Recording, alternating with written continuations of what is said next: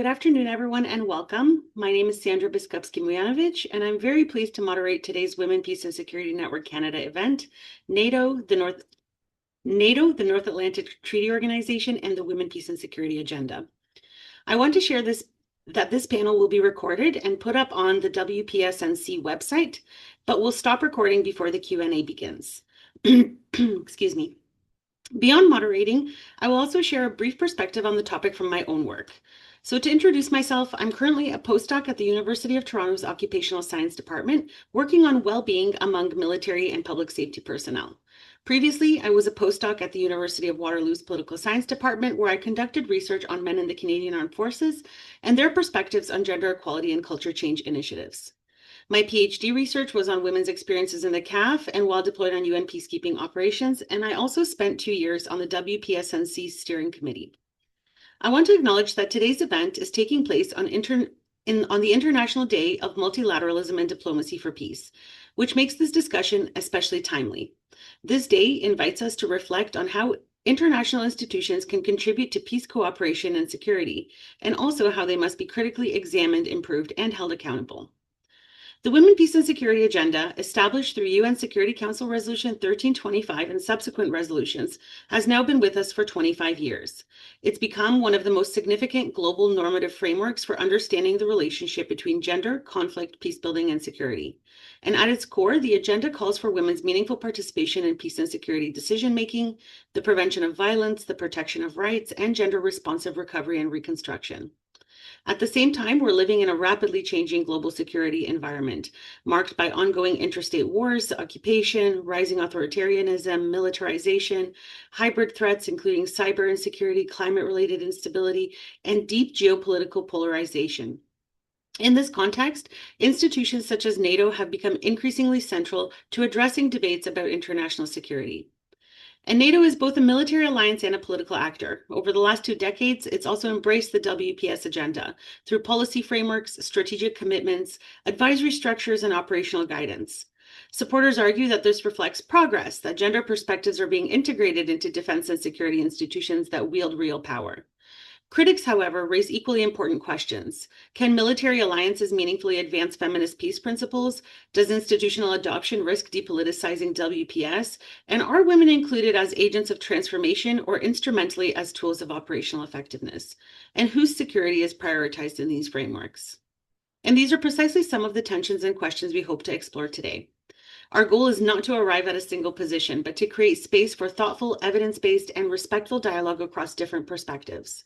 We are fortunate to have an excellent panel bringing a range of perspectives today, and I'll introduce each speaker to you momentarily.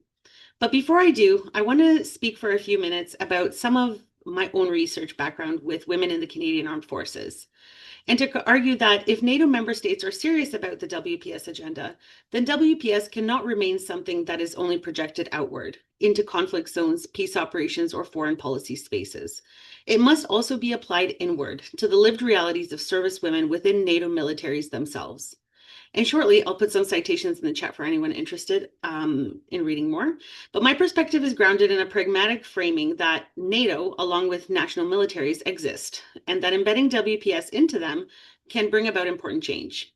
Now, Canada is often viewed as a progressive actor within NATO. It has publicly supported gender equality initiatives, championed the ELSI initiative on women in peace operations, which is related to UN operations, but important nonetheless, and up until recently framed itself as committed to feminist international engagement. But my research suggests that these external commitments sit alongside unresolved internal contradictions.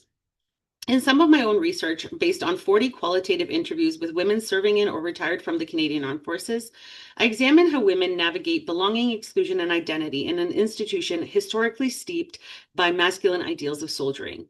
And my findings reveal that although women have formally gained access to all occupations and roles, gender continues to shape military life in significant ways. And recruitment and retention challenges, which the CAF is currently facing, cannot be understood apart from these experiences. One of the strongest themes in my interviews is that inclusion does not necessarily equal belonging. Many participants described entering workplaces where they were accepted only if they adapted to dominant masculine norms. They felt pressure to be one of the guys, to downplay their femininity, or to demonstrate toughness beyond what was expected of their male peers. And some women spoke about constantly needing to prove their competence in ways that men did not. Others described being highly visible as women while simultaneously feeling unheard. And these are not merely interpersonal frustrations, they're organizational signals about whose presence is considered natural and whose is contentious. And this matters deeply for WPS because the agenda is not only about counting women, it's about participation, protection, and meaningful inclusion. If women in NATO member militaries still experience marginalization, stereotyping, or exclusion, then we have to ask what kind of participation is actually being achieved. And my research also found tensions around perceptions of privilege and resentment. Some participants noted that women were sometimes seen as receiving special treatment or being promoted to satisfy diversity goals. And whether or not these perceptions were accurate, they created hostility and undermined legitimacy. Several women described needing to manage assumptions that they were present because of gender rather than merit, and this places women in a double bind, criticized if absent but scrutinized if present. And as we all know, I'm sure, this contributes to growing backlash, growing gender backlash. Another major theme was work-life conflict, especially around motherhood, relationships, and caregiving. Many participants described military structures that still assume an ideal worker unencumbered by family responsibilities. Posting cycles, deployments, relocations, and long hours often disproportionately burden women, particularly mothers. And this is not unique to Canada, but it demonstrates how institutions may formally open doors while preserving structures built around older gendered assumptions. And these findings connect directly to broader critiques of NATO's engagement with WPS. Some scholars argue that NATO has often approached gender through what they call a logic of operational effectiveness. Gender equality becomes valuable because it makes missions stronger, forces smarter, institutions more effective, and so on. In that framing, women's inclusion is justified instrumentally. We see similar dynamics in Canada. In my earlier research on UN peacekeeping, many participants felt the same way, that they spoke of the burden of being expected to represent all women or to perform gender in useful ways for institutional goals. So in other words, women were welcomed symbolically, but often on essentialized terms. And the same caution applies to NATO. If women are included primarily because they're believed to improve operational outcomes, then inclusion remains conditional. It depends on usefulness. A transformative WPS agenda should instead ask how institutions themselves must change. This is where internal military culture in NATO member countries becomes critical. NATO's commitments cannot be measured only through strategy documents, advisory panels, or declarations. They have to be measured by whether women serving in member states experience safety, if they can advance, and whether they feel genuine belonging. So what would it mean to take WPS seriously within NATO militaries? It would mean moving beyond representation targets alone and focusing on retention and advancement. It would also mean treating military culture as a security issue, not a human resources or peripheral issue. And finally, it would mean recognizing that women are not a monolith. Experiences differ by rank, race, sexuality, trade, family status, branch of service, among others. So my primary contribution today would be to say that women, peace, and security should not only begin when troops cross borders or missions are launched abroad. It should begin at home, including in barracks, units, classrooms, chains of commands, and everyday military life. So thank you. This is my part. And as a side note, please hold your questions and we'll take all questions together at the end of the panel once all speakers have finished their presentations. So I'd like to introduce you to Margaret Kimberley. Margaret, a graduate of Williams College, is executive editor and senior columnist of Black Agenda Report and the current host of the Black Agenda Radio podcast. In 2020, she published a book called Prejudential: Black America and the Presidents. She is a recipient of the Serena Shim Award for Uncompromising Integrity in Journalism and the Women's Institute for Freedom of the Press 2021 Women in Media Award.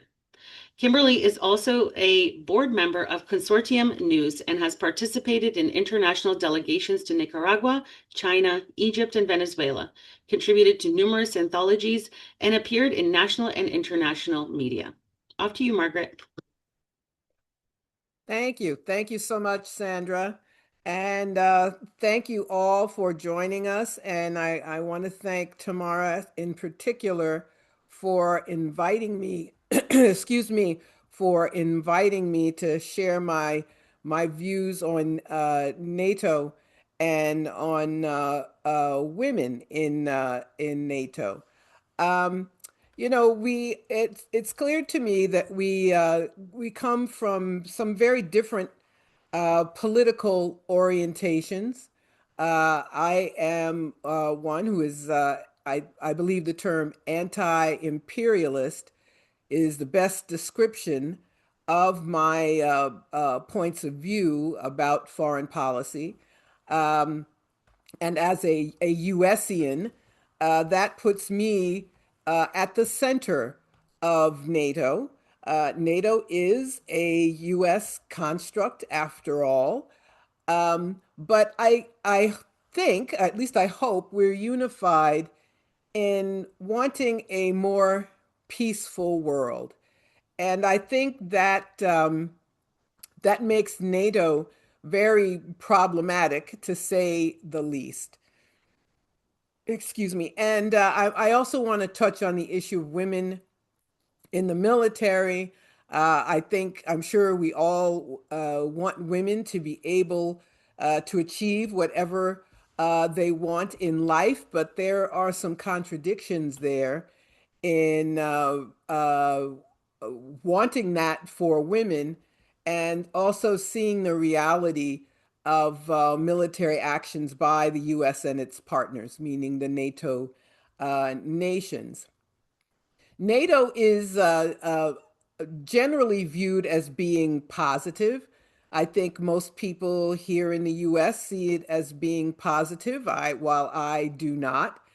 And but that inclination to see NATO and the NATO nations as being good can be used to get buy-in for things that are harmful to people in the rest of the world. When Donald Trump, and it's difficult talking about the United States now because everyone's point of view is very Trump centric. And for obvious reasons, it's hard to ignore a president of the United States. It's especially one with this grand, or dare I say, grandiose persona like Trump. But in any case, during his first term, he complained a lot about NATO. And people, because they think of the US and its partners as being the quote unquote good people in the world, they were aghast. Maybe he is Putin's puppet. Oh my God, that's a terrible thing. But actually, Trump did not want for the US to leave NATO, which isn't going to happen, by the way, regardless of what he may say in his crazy social media posts. What Trump wanted was to force other partner nations to spend more for their militaries, to be more like the United States. So traditionally, NATO members were to spend 2% of their GDP on defense spending, on military spending, and it's now 5%. That is a lot of money. 5% of any country's GDP is a lot of money. And but what does that mean materially for people? It means that countries are not meeting the needs of their population. So it was a surprise to me to see nations that were thought of as being, who were known for social democratic policies, like Sweden, which had traditionally been neutral and not a member of NATO, but joined NATO. And by the way, they initially said there would be a referendum so that the people could decide. And then all of a sudden it was like, oh, we don't actually need a referendum. But at any rate, Sweden and Finland, who joined NATO in recent years, that means they are these, and here in the U.S., Scandinavian countries are always viewed as being examples of how states should help care for their people. But by joining NATO, they're not taking care of their people the way they used to, by definition. Um, so we see this push to expand NATO, this push to increase the amount of money that countries are told, member nations are told they must spend, is something that is obviously not good for the world. And Donald Trump, a few weeks ago, his administration, it was something very Trumpian. He made these public comments that were not to be seen by the public, but they were uploaded, and everyone heard him say, I'm going to quote, uh, we don't send any money for daycare because the United States can't take care of daycare. That has to be up to a state. We can't take care of daycare. We're a big country. We have 50 states. We have all these other people. We're fighting wars. We can't take care of daycare. You got to let a state take care of daycare, and they should pay for it too. It's not possible for us to take care of daycare, Medicaid, Medicare, all these individual things. They can do it on a state basis. You can't do it on a federal. We have to take care of one thing: military protection. We have to guard the country. So, from his own lips, he said the quiet part out loud. You know, Trump in his moments of having these strange outbursts, actually he said the quiet part out loud. Medicaid is the in the U.S. is the program to provide health care for low income people. Medicare is health care for senior citizens, for the elderly. And these have been individual state and federal partnerships. But he's saying the states have, which is not possible, by the way.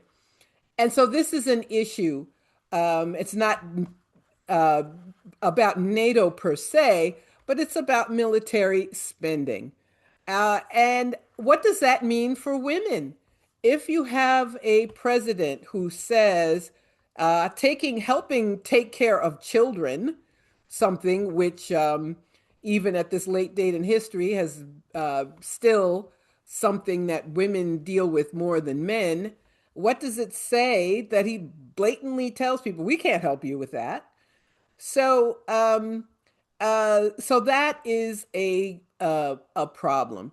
I want to talk about something else. I want to talk about in talking about the Western nations, the U.S., Canada, European nations. I think we have to talk about U.S. policy in Iran. U.S. partners have had sort of a hands-off approach, but they haven't condemned it either. And I just want to say that these are the things that we should keep in mind about the military and about uses of force. The United States is one of the founders, initiators of the UN, the United Nations Charter, and has to and is obligated to conform to the stipulations of the U.S. constitutions, which says all agreements and treaties have the authority of U.S. law.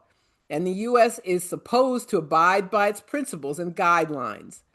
The U.S. is supposed to take disputes to the UN, to the UN Security Council and General Assembly for negotiation and for attempts at resolution. It is international law. The U.S. must recognize the sovereignty of nation states and their right of self-determination. The U.S. is obligated to stop genocides and any denial of the human rights of an ethnic or religious group within the boundaries of another state. Obligated to render military assistance or service under UN command to enforce Security Council resolutions. Abide by decisions of the General Assembly. It is unfortunate, however, that the U.S. is one of the 5 nations with veto power. That's something that should end. But the U.S., it's interesting, did not sign the treaty which brought the International Criminal Court into existence, but talks about it for other countries. So those are the things that the U.S. is supposed to do, but is violating with this attack on Iran on February 28th. The State Department, the United States State Department, recently released a report giving its rationale for this attack, and officially stated publicly that the U.S. wasn't under attack, but Israel was under attack. Well, if the U.S. felt Israel is under attack, it's supposed to go to the UN and discuss that. But Israel wasn't under attack. And thus we see an illegal war. It's illegal. And but women are used as the rationale for carrying out this conflict. So we saw this in Libya in 2011. We were told that Muammar Gaddafi was giving his troops Viagra, and the then head of the ICC was one of the people making this statement. And Hillary Clinton, who was then the Secretary of State of the U.S., Gaddafi was giving troops Viagra so they could commit mass rapes. This was made up. It was made up out of whole cloth. And I think we have to be aware of the desire to get buy-in from the public in order to take military action. So women are used as the face of concern, a fake concern, in order to get public support. In the case of Libya, now in the case of Iran, what are we told about Iran? Women have to wear hijabs. Well, apparently not always. And also, despite this religious requirement, half of all university students in Iran are women. But we are not told that, because if you're told that, then you can't demonize the country. Then they don't have buy-in for the United States to carry out an illegal attack. And so I think we have to be careful that we are not allowing women to be used as the rationale for the U.S. and its partners to commit acts which, under international law, are illegal. Can women be in the military? If they want to be, yes, absolutely. But I think we should question what is appropriate for our states to do and not do, and to always be skeptical when we're told that women in some faraway place need protection of the U.S., when U.S. actions, such as in Cuba now, the U.S. and Trump says it, I'm going to take over Cuba. I can do anything I want. Depriving Cuba of oil, which deprives Cuba of electricity, which means Cuba can't perform surgeries. People are on dialysis, can't get their dialysis. People on ventilators, babies in incubators. We have to think about the women of the people of Cuba before we allow a country to point at someone else and say they don't treat women well, while enacting sanctions, coercive measures, which deprive women in Iran of medicine, of infrastructure help, and so on. So I think I'm at 15 minutes. I'm going to wind down. So when we think about peace, we have to be critics of, or perhaps disassociate ourselves from, these state structures and take a good hard look about what they actually do and what that means for women around the world. I'm going to wrap it up, and I thank you so much. I hope that was good food for thought. I look forward to questions. Thank you all. Thank you, Margaret. It was certainly good food for thought. Sorry, I got a notification that I was muted, so my apologies for the distraction. Yes, so we'll hold questions for the end. I'm sure there will be many. Next, we have Tamara Lawrence. Tamara is a PhD graduate in global governance at the Balsillie School of International Affairs at Wilfrid Laurier University. She has an MA in International Politics and Security Studies from the University of Bradford and an LLB, JD, and MBA from Dalhousie University. Tamara is currently a fellow with the Canadian Foreign Policy Institute. She is also a researcher with the Canadian Voice of Women for Peace and a member of the Women's International League for Peace and Freedom Canada. Tamara is active with the No to War, No to NATO network and the Global Women United for Peace Against NATO. Off to you, Tamara. Afternoon, everyone. It's really great to be with you all. Thanks very much to the Women, Peace and Security Network for hosting this meeting today. I'm really glad that we're having a critical discussion on NATO and the Women, Peace and Security agenda. I have a PowerPoint presentation that I am going to share, so I'm just going to bring it up right now. Okay, here we go. So I want to begin by saying that I have done extensive research on NATO for 25 years. The two women's organizations that I am with, the Women's International League for Peace and Freedom Canada and the Canadian Voice of Women for Peace, have positions that opposed NATO. And the presentation that I'm going to share with you today represents also the positions of these women's organizations. I'm also happy to share my slides after the meeting today, and I'm also happy to share any resources or further information of the claims that I make in my presentation. So the two women's organizations that I'm with, WILP and VOW, have been instrumental in creating the coalition that formed to bring about the Women, Peace and Security Resolution 1325 to the UN Security Council in 2000. VOW and WILP went to the Fourth Women's Conference in Beijing in 1995, and it was out of this meeting that women came together and said that we needed to do something more to ensure that there was no more war and that there was peace and that women had a say in international affairs.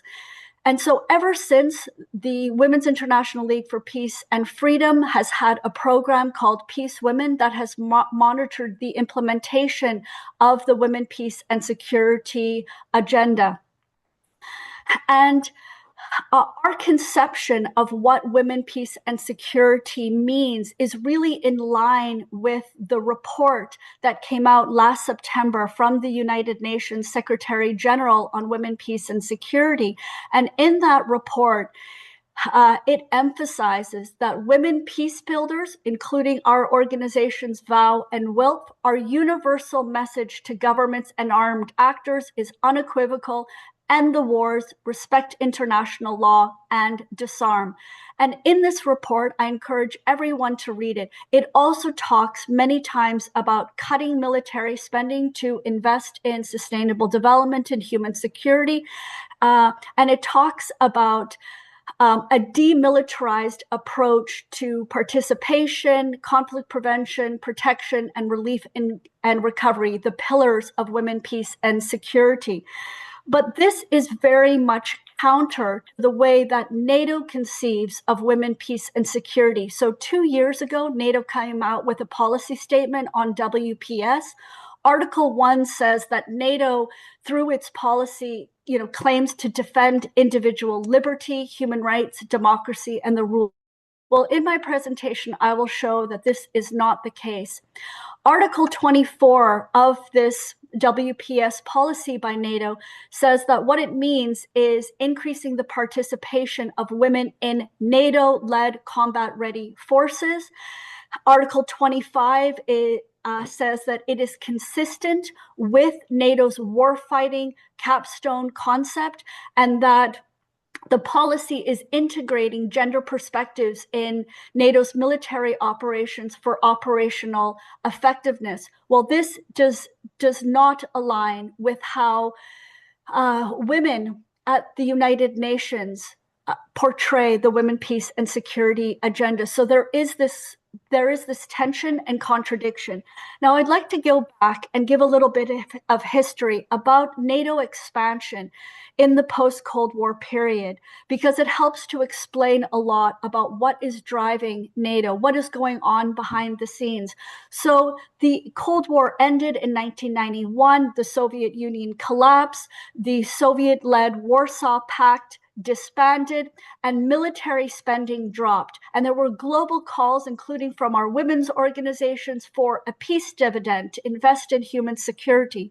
Well, in particular, the American arms manufacturers, they did not want to see this decrease in military spending. And around this time, American weapons manufacturers and neoconservatives in the United States formed something called Project for a New American Century. So this came out in the mid-1990s. At the same time, it was when the fourth conference on women took place in Beijing that our groups attended. Out of Beijing came the Beijing Platform for Action for Gender Equality, Development, and Peace, as well as the formation of the Coalition for Women, Peace, and Security. But these developments ran at cross purposes. So one of the key figures behind NATO expansion was Bruce Jackson, the vice president of Lockheed Martin in the mid-1990s. So he was a founding member of the Project for a New American Century, PNAC, and he was also the founder of the U.S. Committee to Expand NATO from 1995 to 2003. And he was the one, along with this committee, that pushed for Hungary, the Czech Republic, and Poland to join NATO. And then once that was achieved, he formed something called the Project for Transnational Democracies from 2013 to 2015 to bring in Romania and Bulgaria and the Baltic states to join NATO in 2004. He was also the one that founded the Committee for the Liberation of Iraq, 2002, that paved the way for the U.S. illegal war of Iraq Iraq. It was at this time in the late 1990s that the New York Times published this article that weapons manufacturers saw a bonanza in selling NATO expansion because new members of NATO were new markets for American weapons. In order to be interoperable with the United States, these new members needed to buy American weapon systems. So this was really a boon for the US weapons manufacturers that had lost this funding at the end of the Cold War. So they were very much driving NATO expansion. So in the post-Cold War period, in the past 36 years, NATO has doubled from 16 to 32 allies, but it's the United States that has always dominated the alliance. It has the largest budget, over $900 billion. It's now going to $1.5 trillion. And ever since NATO was founded in 1949, it's been an American general that has commanded that has been the supreme allied commander and has led the military operations of NATO. And nothing happens without US approval in NATO. But you should also know that the United States, very much dominates and drives NATO, but the US is not a party to, it has not signed and ratified the Convention on the Elimination of All Forms of Discrimination Against Women. So again, here's this tension. Is the United States and NATO really committed to the women, peace, and security agenda? Well, what has NATO become in this post-Cold War period? Well, it's been articulated by the NATO Secretary General, Jens Stoltenberg, and the current NATO Secretary General, Mark Rutte, when they make these claims. Together with NATO allies, we account for 50% of the world's economic might and 50% of the world's military might. The US has never fought alone in a war, and NATO protects 1 billion of our citizens. So this is the global order that NATO has created. It is a very unjust global order where the 32 NATO members account for half of, and they dominate the world economy and the military. But what about the other 162 countries that are not a part of NATO? What about protecting the other 7 billion people that share this planet with us? What has NATO been doing to other countries? Well, in the post-Cold Cold War period, NATO has created a lot of war and chaos. So in 1999, NATO illegally bombed and broke up the former Yugoslavia. NATO also conducted a brutal bombing and occupation of Afghanistan from 2001 to 2021. NATO was also deeply involved in the illegal US war in Iraq, including occupying the country until today. NATO also bombed and destabilized Libya, which was one of the richest countries on the African continent, and it prevented Pan-Africanism that Gaddafi was leading.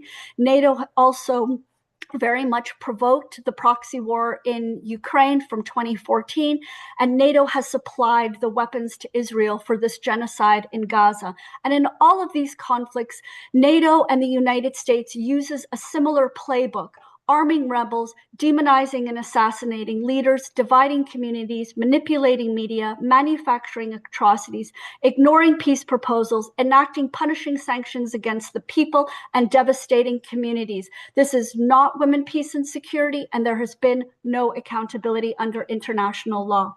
Now, it's not just me that has said that the war in Ukraine is a NATO proxy war.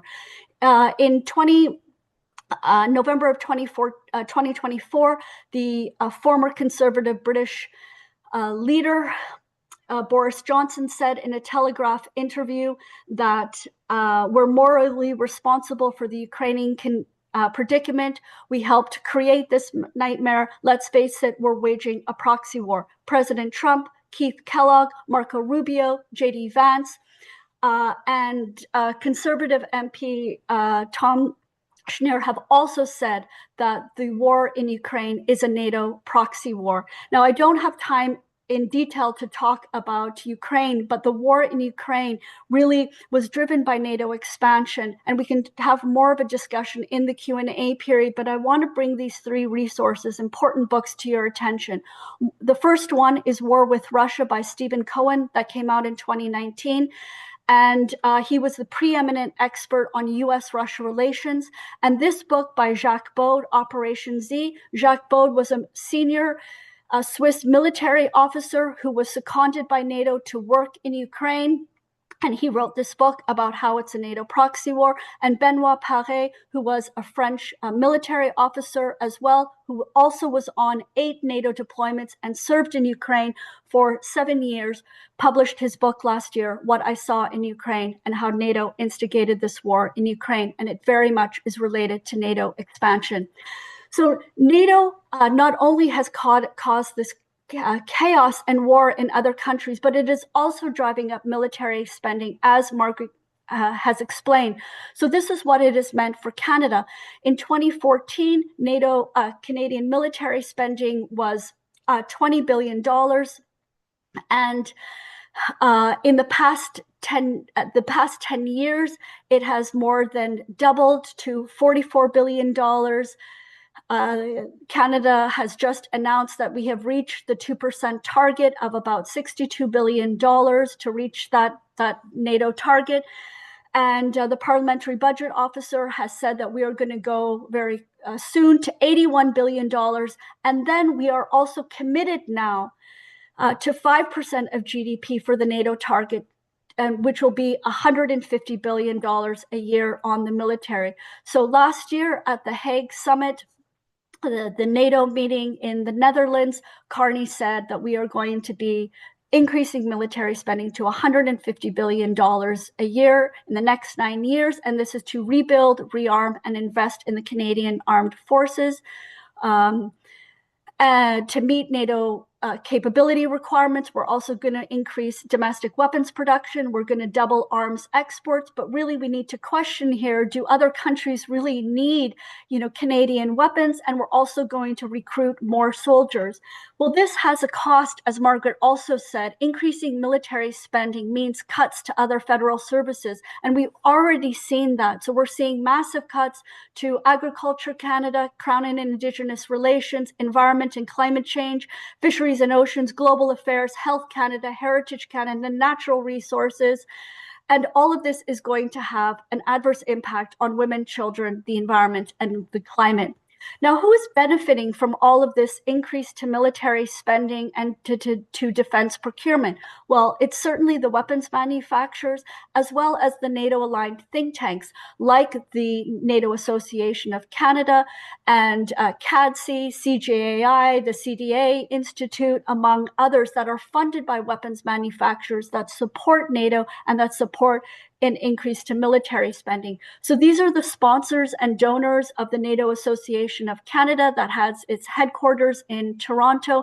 And you can see that CAE, the Montreal-based Canadian weapons manufacturer, as well as Lockheed Martin and General Dynamics, are sponsors and donors to the NATO Association of Canada. All of this military spending is, really risking corruption.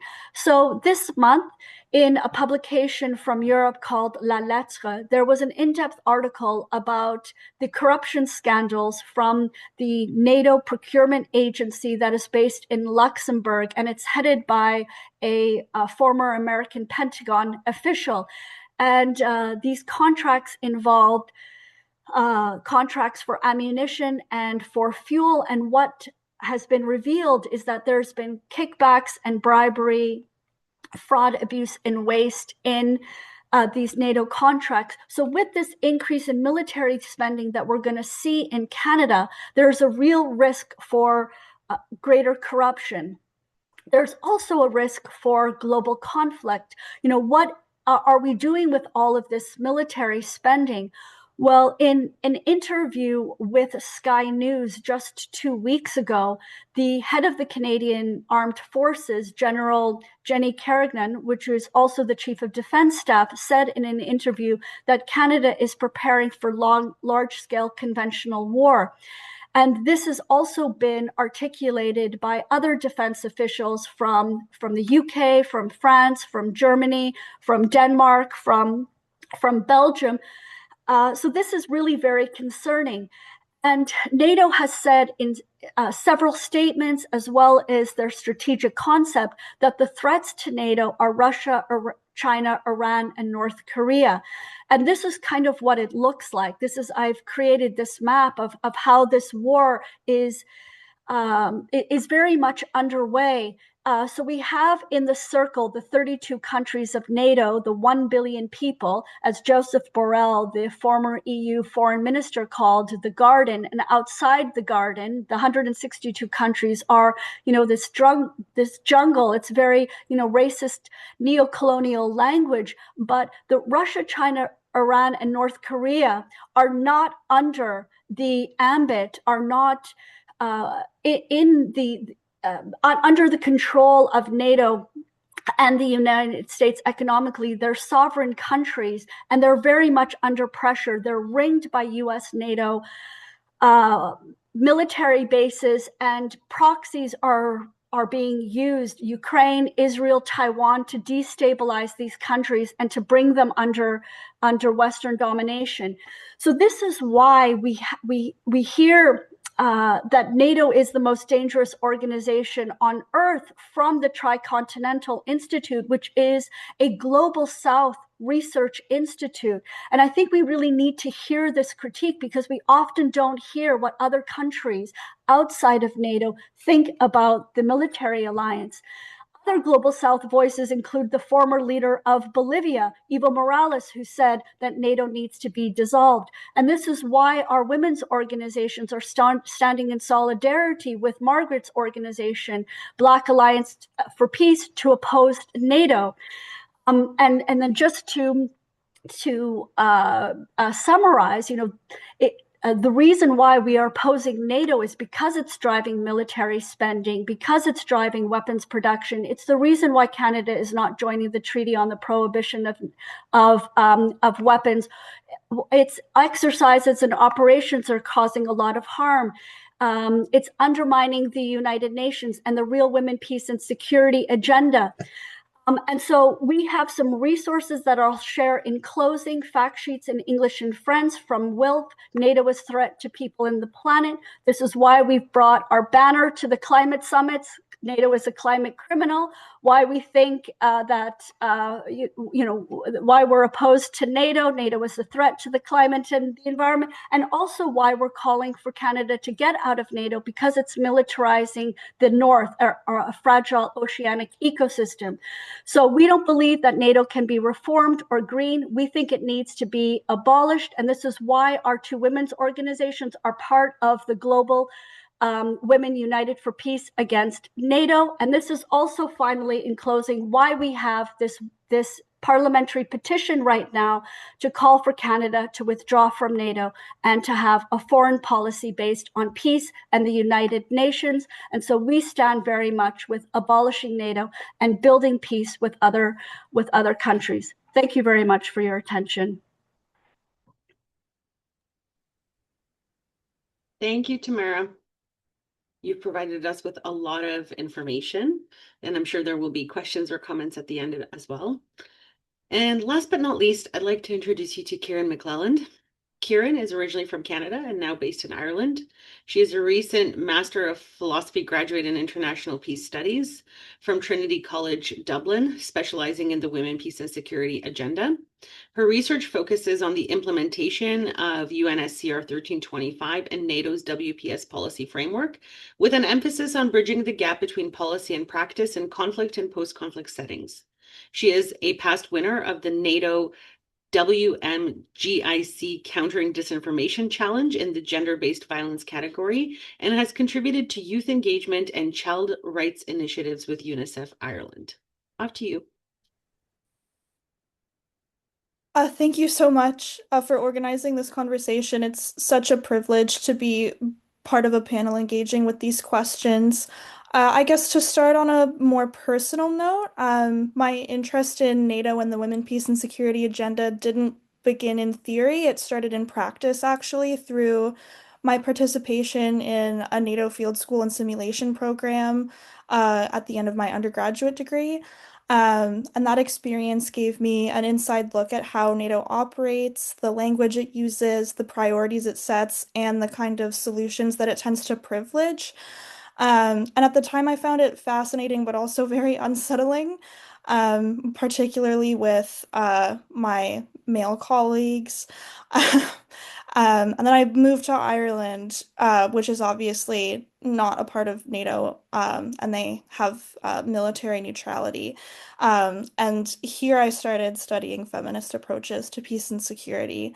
And the more I engaged with both worlds, I kept coming back to the question of what happens when a feminist agenda enters a military alliance. And that question then ultimately became the foundation of my dissertation. So my research examines NATO's engagement with the agenda from 2007 to 2024. And obviously, as we know, the agenda grounded in UNSCR 1325 marked a major shift in global security discourse. It called for women's participation in peace processes, protection from gender-based violence, and the integration of gender perspectives into all aspects of peace and security. But importantly, the agenda was driven by feminist activists and civil society actors. And then over time, it's been taken up by institutions like NATO, an alliance whose obviously core mandate is defense and deterrence. So my research kind of asks, how has NATO interpreted and implemented the agenda, and does it reflect genuine transformation or something else? So in my theoretical approach, to explore this, I drew on critical feminist security studies, which obviously challenges traditional state-centric understandings of security. So instead of asking how states can be made secure, this approach asks whose security matters and how are power and inequality embedded in security structures. So I paired this with the concept of co-optation, the idea that progressive agendas can be absorbed into institutions in ways that dilute their original transformative intent. So rather than treating WPS as an unquestioned success. I approached it as more of a site of tension and negotiation. So my central argument in my dissertation was that NATO's engagement with the agenda represents both partial transformation, but also an obvious co-optation. There has been real progress in the sense that NATO has embedded gender perspectives into their policy frameworks. They've established institutional roles like gender advisors, and they've integrated women, peace, and security into strategic planning and doctrine. But at the same time, that implementation is very uneven, and gender is often instrumentalized to enhance operational effectiveness rather than to challenge militarized security logics. So what we see isn't necessarily a full transformation, but more of a selective adaptation. So then tracing back NATO's policy evolution from 2007 to 2024, there is a clear trajectory. The 2007 policy was a starting point, but it was operational in focus and it lacked clear mechanisms. But over time, as I mentioned before, NATO introduced gender advisors, a special representative for WPS, action plans, and reporting frameworks. And by 2024, NATO adopted a revised policy structured around four pillars, which are participation, protection, prevention, and relief and recovery. So institutionally, WPS has moved from the margins to something much more embedded, but again, policy evolution doesn't necessarily equal meaningful change in practice. So moving on to my case studies, my first case study examined NATO's occupation and operations in Afghanistan.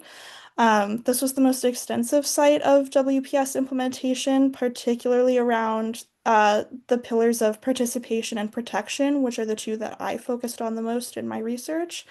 There were efforts to increase women's participation in Afghan security forces, address gender-based violence, and integrate gender perspectives into operations. And there were some tangible gains, but those gains were very fragile.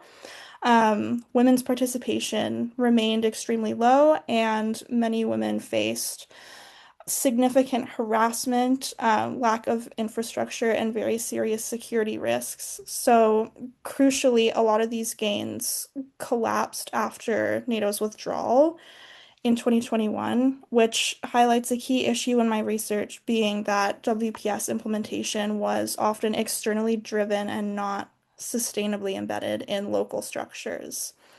My second case study is very different to my first one. It focuses on NATO's enhanced forward presence in the Baltic states, which again is a very different operational context.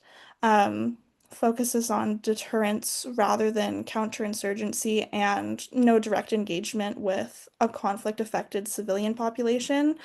And here the agenda was present, but in a lot more of a limited way, in the sense that it was largely symbolic, discursive, and used to reinforce NATO's legitimacy as a values-based alliance. And importantly, it didn't substantially address gendered insecurities on the ground. So while Afghanistan showed fragile implementation, the Baltics showed symbolic integration. So across both cases, one pattern that stood out clearly to me was that gender is often framed as a tool for improving operational effectiveness. For example, women's inclusion is justified because it improves access to local populations, and gender perspectives are framed as enhancing mission success, which is sometimes called the smart security approach, but it does create a tension that feminist goals become secondary to military objectives, and this is where co-optation becomes particularly really visible. So one of the most important findings of my dissertation was that NATO's engagement with WPS doesn't fundamentally challenge militarism, but instead it operates within and reinforces existing structures.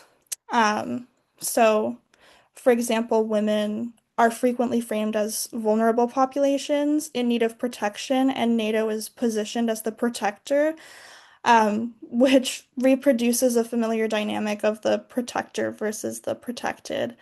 Um, and it sidelines more transformative feminist goals like demilitarization, redistribution, and structural inequality. Um, so where does this leave WPS? To be clear, my argument isn't that WPS has failed. It has achieved something quite significant because it's brought gender into the heart of global security discussions, even within NATO, but that inclusion does come with constraints. So then my question becomes, how do we engage with institutions like NATO without losing the critical edge of feminist politics? Um, so based on my findings in my research, I highlighted three key areas. The first one being recentering local agency, um, meaning that WPS initiatives need to move beyond externally driven models and prioritize local actors. The second being strengthening accountability, meaning that there should be more clearer mechanisms to ensure that commitments translate into practice. And third, engaging critically with militarism and not just integrating gender into military structures, but also questioning the structures themselves. I do think it's important to question everything.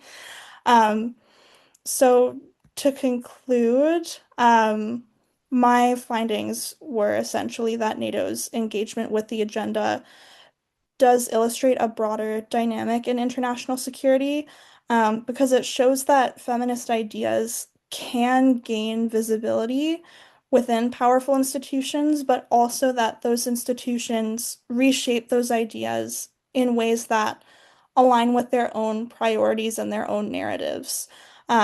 So WPS within NATO isn't simply a story of success or failure, but I would say more so a story of negotiations and understanding that negotiation is essential if we want the agenda to remain transformative. Thank you. Thank you, Karen. I appreciate your remarks. And finally, I'd like to invite Katrina Leclerc, the chair of the Women, Peace and Security Network Canada, for some closing remarks before we wrap up our recording and begin our question and answer period. Thank you so much, Sandra. Hi, everyone. Bonjour tout le monde.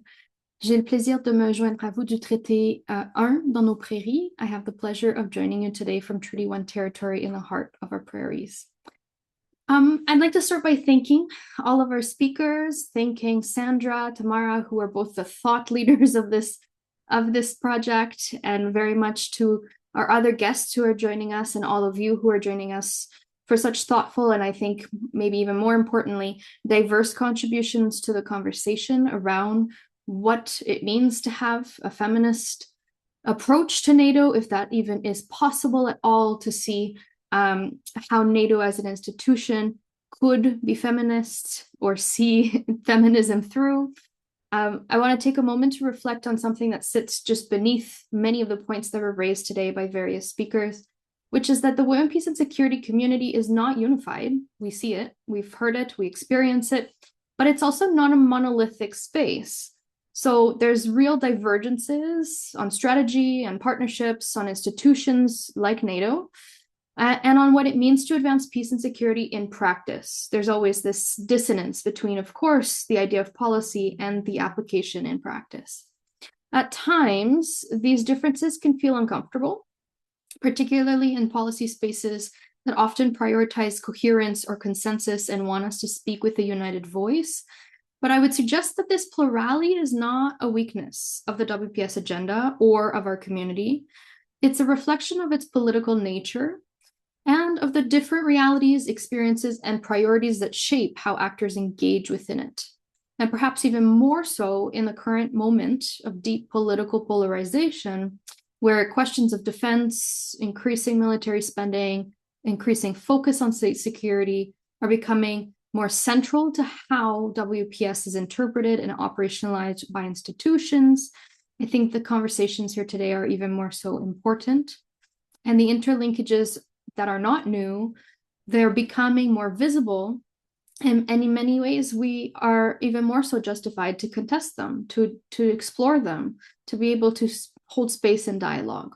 So what matters from my view is not that we agree necessarily on everything, but that we are able to engage across these differences in ways that remain constructive, critical, and grounded in mutual respect, which I've seen very much from today's conversation and look forward to seeing in the question and answer period that will follow. It's something that I'm genuinely very proud that the Women, Peace and Security Network of Canada is able to enable, that we've been able to create space from this diversity of view, that we've been able to create even in this public forum, the ability for us to share the different realities, research, perspectives, sometimes lived experience. And one of the roles that we have tried to play, especially in the more recent years of the network, as we're trying to reinvent ourselves as a collective, is to be able to precisely create these spaces of conversations.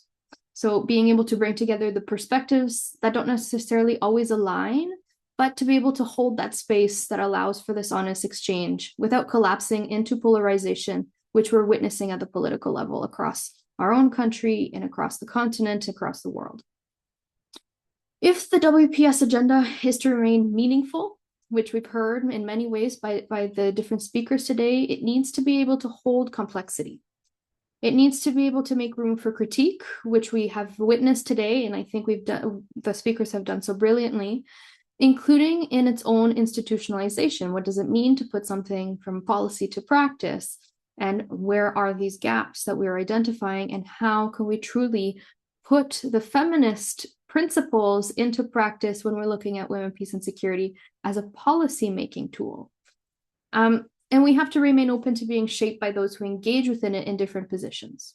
This is something we also grapple with in a forthcoming collaboration between Canada and the United States. So our network, the Women, Peace and Security Network of Canada, in collaboration with our counterpart, the US Civil Society Working Group on WPS, has been collaborating for almost 2 years now, especially in the rise of the authoritarian regime in the United States and the realities of our deepening political and geopolitical relationships. We thought we needed to create an additional space, another venue, let's say, for collaboration that was cross-border, that was honest, but yet feminist in intention and critical in practice. So I'm excited to share, this isn't news to some of you, and some of you have been participating in this collaboration, but we have a forthcoming book, an edited volume that is coming out in 2026, which is called Women, Peace and Security in Canada and the United States, A Fragmented Peace. It is co-edited by myself and 2 of our American colleagues, Nisha Singh and Shirley Graham. So the book isn't specifically about NATO per se, but it does grapple in some of the chapters by various contributors that are both sides of our borders from across Canada and the United States. It examines how the WPS agenda is being contested, sometimes reshaped in these deeply polarized contexts. It looks at tensions between state frameworks and civil society action and engages a range of themes, including militarization, defense institutions, climate security, youth leadership, and broader questions of inclusion and accountability. So the title itself, A Fragmented Peace, reflects what we hope is reflective of the tension that we're experiencing in the WPS space, but also with the engagement we're trying to sustain through our advocacy with political leadership. But the idea really that what we often describe as a coherent agenda, we say this is blanket, the Women, Peace and Security agenda, in practice is experienced and enacted in very fragmented ways and sometimes contradictory ways, and there should be space for some of this, or at least space for dialogue about it. So I see conversations like this, and I'll wrap up with this statement, but I see conversations like what we've been able to host today and enable today, and thanks again to Sandra and Tamara for leading this initiative. I see this not as a challenge for the WPS agenda, but really as a part of how we can sustain it, how we can future-proof it, how we can ensure that the dynamics, the accountability, and the responsiveness that we request and require and demand of our states and of our institutions continue to be at the forefront of our initiatives. I will share in the chat before we go into the Q&A, both the link to more information about the forthcoming book that I mentioned, and also a statement prepared by the steering committee members of our civil society network in response to the announcement that came as a very pleasant, but nonetheless a surprise about the new WPS ambassador that will be announced shortly. It comes after more than a year of coordinated advocacy by network members to hold our own Canadian government to account, to make sure that the institution continues to lead, or at least claim and puts money where their mouth is, and political attention where it claims to lead on the WPS agenda. So you'll see in the chat the response from our steering committee about the announcement of an appointment of a new ambassador, which is welcomed. And I will share shortly more details about the forthcoming book. But very much appreciate being able to share this space and being able to hear and learn from each and every one of you about the different ways that, you know, feminist peace is built, and what NATO has to contribute, but also has to learn and perhaps relearn about how to look at women, peace, and security from a feminist lens. Back to you, Sandra. Thanks so much. Thank you, Katrina, for those meaningful closing comments, pointing not only to the important content of today's presentations, but also to WPS as a sector and all its diversity. And I agree with you that that is our strength. And the book plug, which I'm proud to have a chapter in, so I didn't mind that at all. Okay, so I think we're ready to stop recording at this point so that we can open up our question and answer period. I do see a hand up already, so